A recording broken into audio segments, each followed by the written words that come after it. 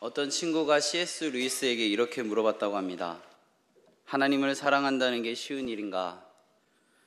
루이스가 이렇게 대답했다고 합니다. 사랑하고 있는 이들에게는 쉽지. 역설처럼 보이지만 사실은 그렇지 않습니다. 우리가 사랑에 빠져보면 상대방에게 기뻐하기 위해서 어떤 노력들을 하는지 생각해보면 이 대화가 어떤 의미인지 알 수 있습니다. 누가 나서서 하지 않아도 사랑하면 그렇게 할 수 있고, 그리고 그 사람을 위해서 열심히 공부도 하고 사랑을 얻기 위해 끊임없이 노력합니다.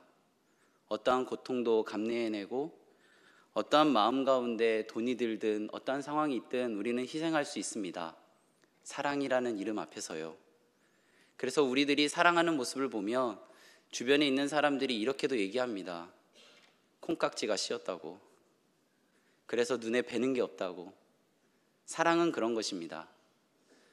우리가 누군가를 사랑할 때 느끼는 이 감정을 사랑에 빠졌다라고 표현할 때, 하나님과 사랑에 빠졌다라는 표현을 하면 우리들의 속마음에 천국이 있는 것입니다.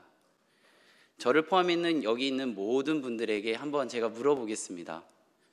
하나님 사랑한다는 것 쉬운 일인가요?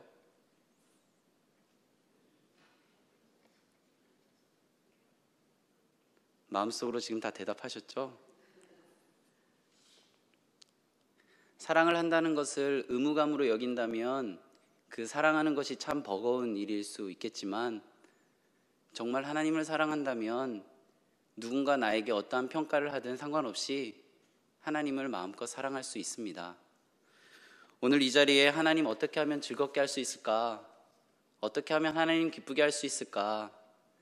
어떻게 하면 하나님께 내 사랑을 잘 표현할 수 있을까를 고민하는 그러한 시간 되기를 간절히 바라고 소망합니다.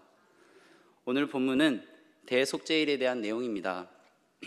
29절의 말씀을 함께 읽도록 하겠습니다. 너희는 영원히 이 규례를 지킬지니 일곱째 날 곧 10일에 너희는 스스로 괴롭게 하고 아무 일도 하지 말되 본토인이든지 너희 중에 거류하는 거류민이든지 그리하라.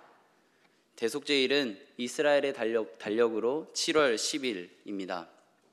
출애굽을 기억하는 6월절이 1월이기 때문에 그 6월절이 지나고 한 6개월 정도 지난 후에 있었던 그러한 절기입니다. 6월절은 출애굽을 기억하는 절기입니다. 그렇다면 대속죄일은 무엇을 기억하기 위한 절기일까요? 우리가 16장 1절을 보면 그 내용들을 알 수 있는데, 우리 레위기 16장 1절을 함께 읽어보도록 하겠습니다. 아론의 두 아들이 여호와 앞에 나아가다가 죽은 후에 여호와께서 모세에게 말씀하시니라.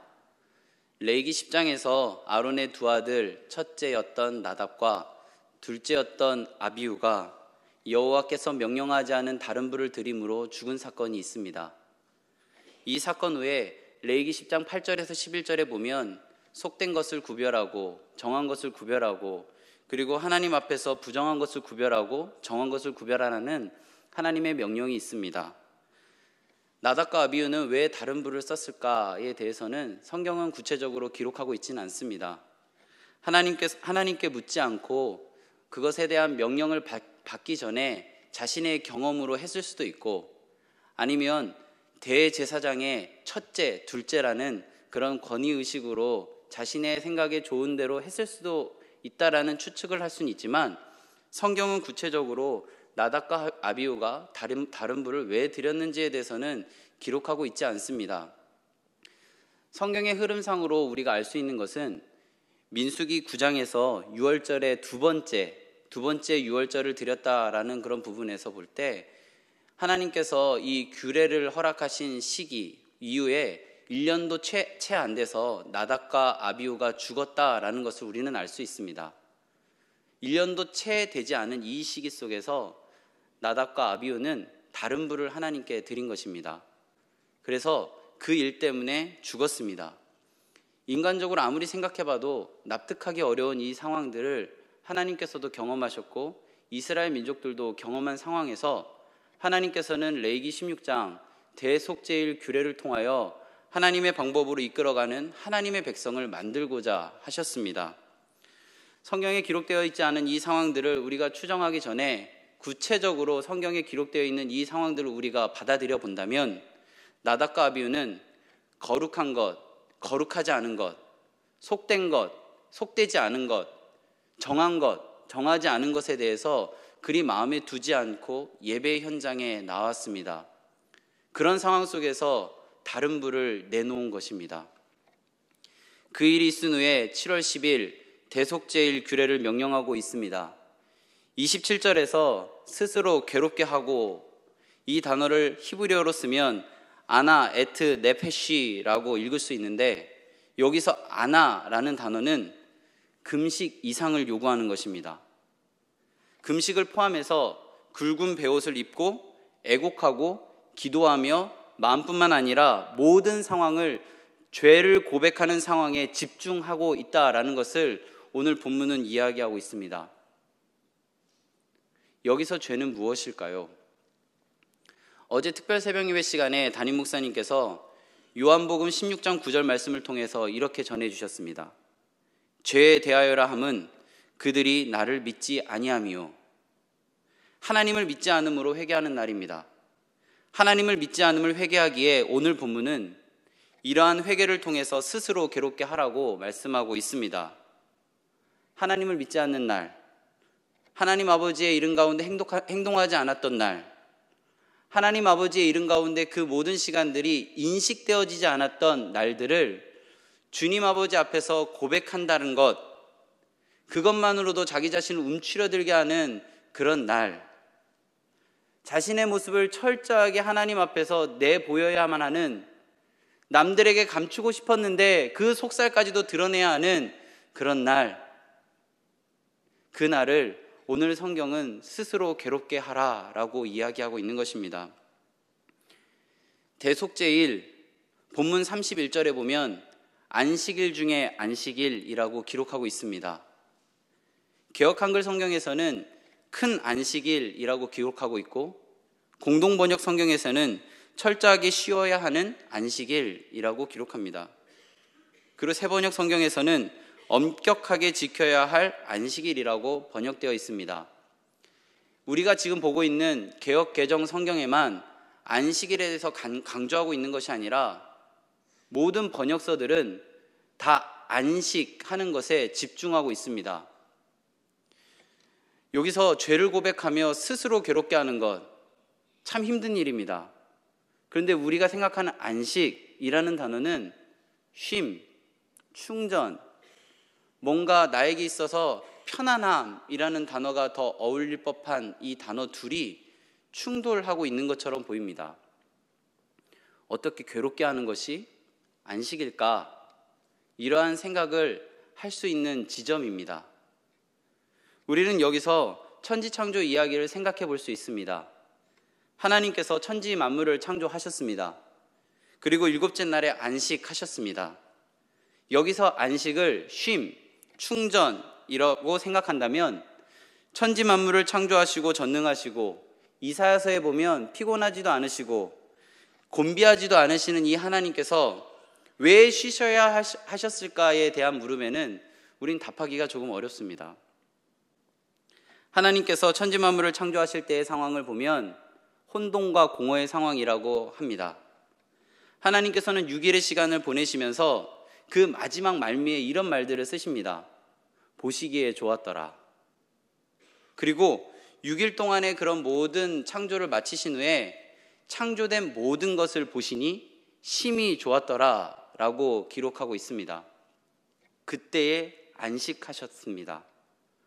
하나님께서는 다른 무언가로 그 자리매김을 함으로 인해서 나타나는 혼돈과 공허를 창조의 단계 하나하나를 통해서 질서 있게 바꾸시고, 그 질서 있게 바꾸시는 6일의 시간을 지났더니 안식하셨다라는 표현을 쓸 수 있었습니다.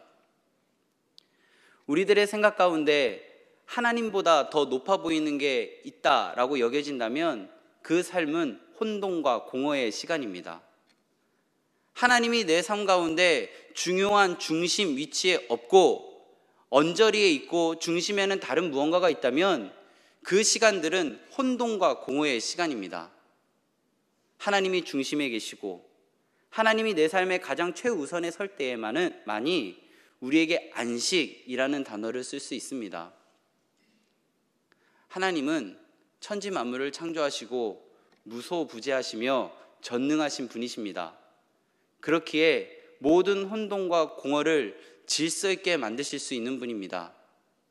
그 삶이 우리 안에 들어온다면 우리는 안식이라는 단어를 쓸 수 있습니다. 스스로 괴롭게 할 때 어떤 이야기들을 했습니까? 죄에 대한 이야기를 했습니다. 죄가 무엇이었습니까? 하나님을 믿지 않는 모든 것을 의미했습니다.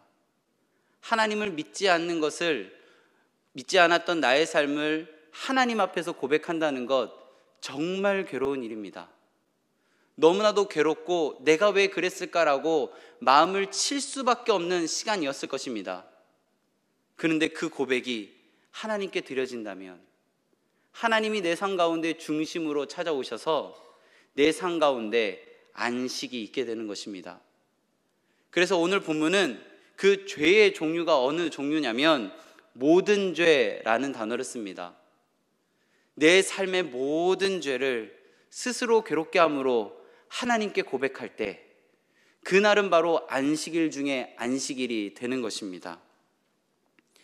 우리들의 삶 가운데 진정한 쉼은 무엇입니까? 잠을 많이 자는 것? 맛있는 걸 많이 먹는 것? 좋은 사람과 대화하는 것?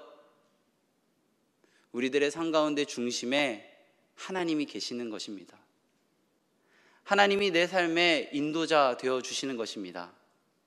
그래서 시편 23편 1절에서 여호와는 나의 목자시니 내게 부족함이 없다라고 고백할 수 있는 것입니다. 하나님이 내 삶의 주인이 되어주시기에 이제 더 이상의 혼돈과 공허는 없는 것입니다. 그래서 나는 쉴 만한 물가로 인도되어지고 푸른 풀밭에 누울 수 있게 되는 것입니다.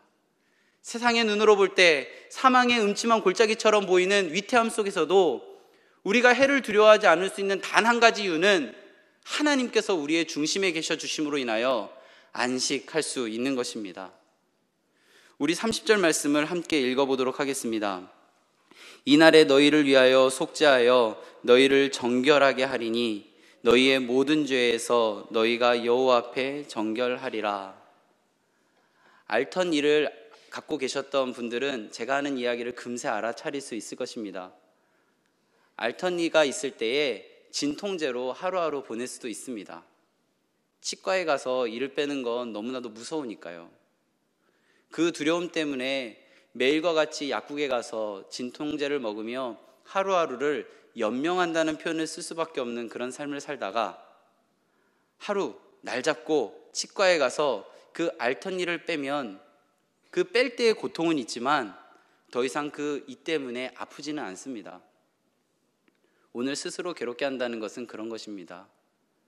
그 순간의 고통은 있지만 하나님께 그 마음을 올려드리면 안식이 찾아오고 그로 인한 우리들의 마음 가운데 걸림은 없게 되는 것입니다.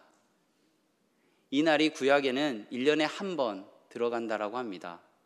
그리고 대제사장만 들어갈 수 있다라고 기록되어 있습니다. 대제사장이 1년에 한 번 이스라엘의 모든 죄를 안고 휘장을 지나 지성소로 들어갑니다.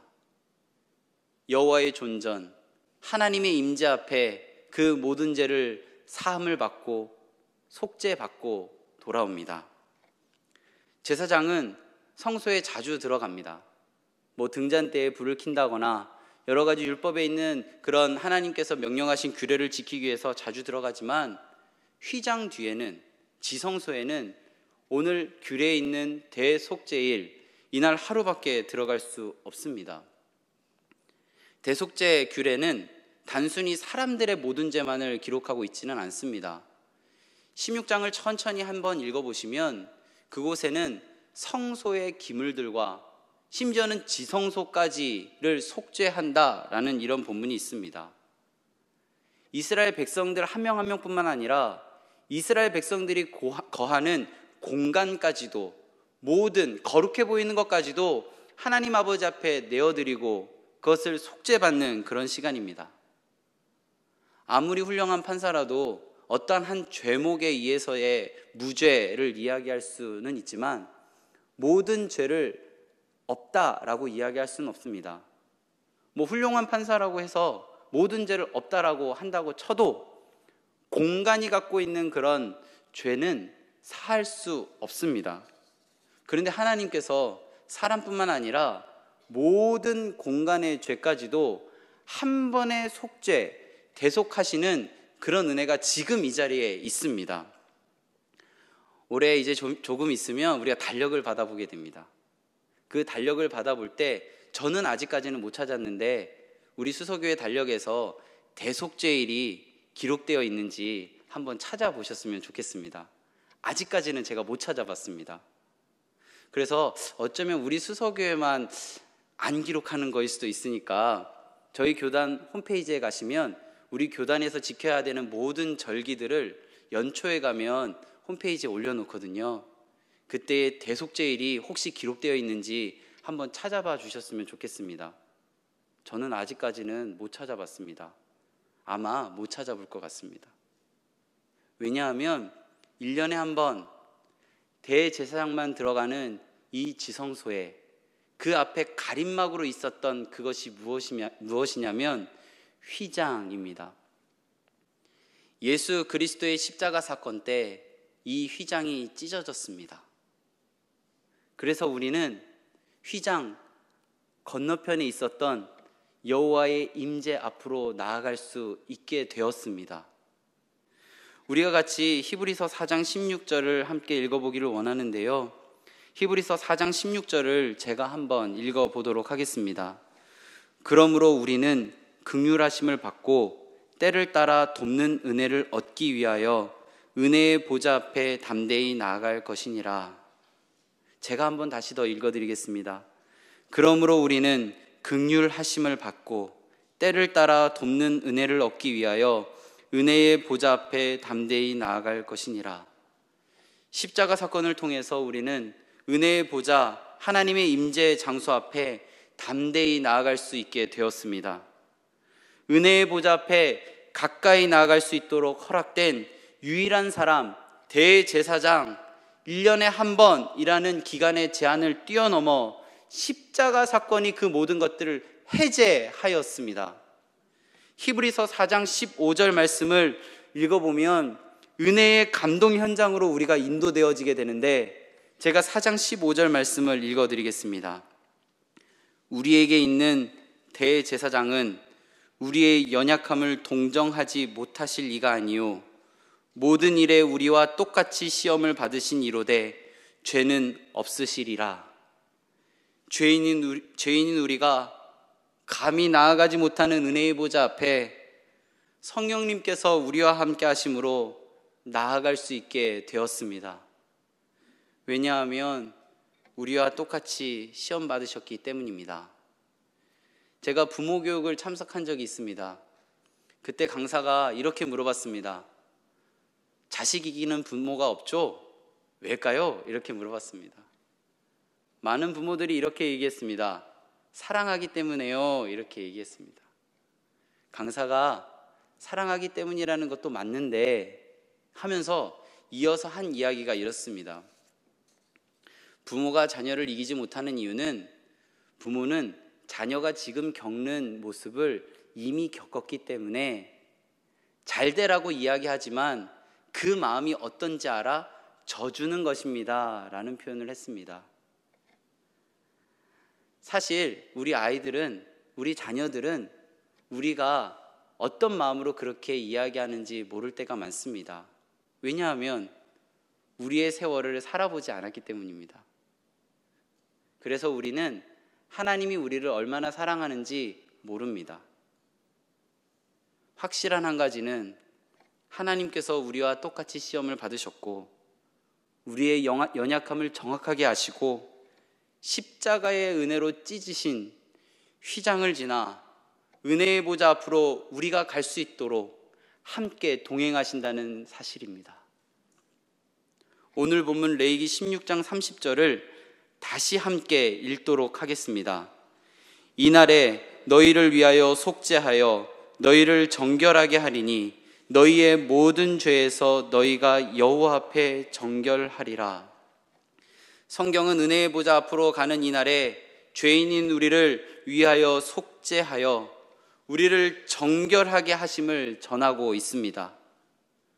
십자가의 은혜로 휘장을 자기 육체로 찢으시고 나의 나된 것은 하나님의 은혜임을 고백하지 못하는 뻣뻣한 목소리 앞에 자기 육체를 찢으심으로 업어서 동행하시며 은혜의 보좌 앞으로 우리를 함께 데려가셨습니다. 하나님 믿지 못해서 나의 이름을 자랑했던 나, 하나님 믿지 못해서 세상의 것을 더 주려 했던 나, 그러한 죄인을 십자가의 은혜로 보혈로 우리를 덮어주셔서 여호와 앞으로 인도하시고 정결하게 하신다고 성경은 기록하고 있습니다. 시편 11편 3절과 4절을 읽어드리겠습니다. 터가 무너지면 의인이 무엇을 하랴? 여호와께서는 그의 성전에 계시고 여호와의 보좌는 하늘에 있음이여. 그의 눈이 인생을 통촉하시고 그의 안목이 그들을 감찰하시도다. 여호와 하나님께서 성전에 계십니다. 하나님께서 우리를 통촉하십니다. 그리고 하나님의 안목이 우리를 감찰하십니다. 하나님께서 보호하시고 보존하시고 보시기에 심히 좋았다라는 말씀, 그 질서 앞으로 나아감으로 안식을 누리는, 그리고 고백의 자리로 나아가는 우리가 되기를 간절히 바라고 소망합니다. 우리의 모습 속에 하나님의 모습이 있기를 바랍니다. 우리의 모습 속에 성령의 열매가 맺혀지기를 소망합니다. 우리에게 주어진 24시간이라는 한정된 시간과 내 몸이 지금 이 자리에 밖에 있을 수 없는 그런 제한 속에서 나의 24시간이 하나님께 드려지고 내가 있는 이 자리가 하나님 만나는 자리가 되어져 갈 때 은혜의 보좌 앞으로 담대히 나아감으로 우리의 모든 죄에서 자유함을 누리고 우리의 삶에 안식이 있을 줄로 믿습니다. 그리스도인들이 세상에 나아가 전해야 할 것은 무엇입니까? 하나님 최고예요 입니다. 하나님이 진짜 최고예요 입니다. 그렇게 최고라고 이야기할 수 있으려면 안식일 중에 안식일, 모든 죄를 대속하신 하나님의 은혜가 우리들의 마음 가운데 충만하기를 바랍니다. 하나님의 은혜는 너무나도 많습니다. 우리가 받아들일 그릇은 작지만요, 그렇지만 우리가 그 은혜를 부어내면 부어낼수록 우리 안에 그것이 없어지는 것이 아니라 하나님의 은혜가 우리 안에 내림으로 인하여 흔들어 넘칠 정도로 가득 채워질 줄로 믿습니다. 우리 은혜 나누는 것 아까워하지 맙시다. 하나님의 복음 전하는 것 아까워하지 맙시다. 나누면 나눌수록 날로 새롭게 채워주시는 하나님의 은혜가 오늘 이 자리에 있습니다. 은혜의 보좌 앞으로 담대히 나아간다는 것, 우리의 힘이 많아서가 아닙니다. 하나님이 우리를 업어주시기 때문입니다. 하나님의 다리는 튼튼합니다. 하나님의 두 손은 너무나도 튼튼합니다. 우리 하나님, 나를 업어주시면 버거워서 힘드시지 않을까? 이러한 생각으로 업히는 것을 두려워하지 마시고 하나님 품에 그 넓은 등판에 우리들의 몸을 던지시면 어떻겠습니까? 우리들의 부모님 되십니다. 우리들의 아버지 되십니다. 그 하나님이 지금 이 자리에 계십니다. 오늘 이 자리가 은혜의 보좌 앞으로 나아가는 자리, 우리의 삶에 안식이 있기를 간절히 바라고 축원합니다. 말씀을 기억하며 함께 기도하겠습니다. 하나님을 믿지 않았던 모든 죄를 주님 앞에 고백하게 하옵소서. 은혜의 보좌 앞에 나아가 안식을 누리는 그리스도인의 삶을 살아가게 하옵소서. 다 함께 기도하겠습니다.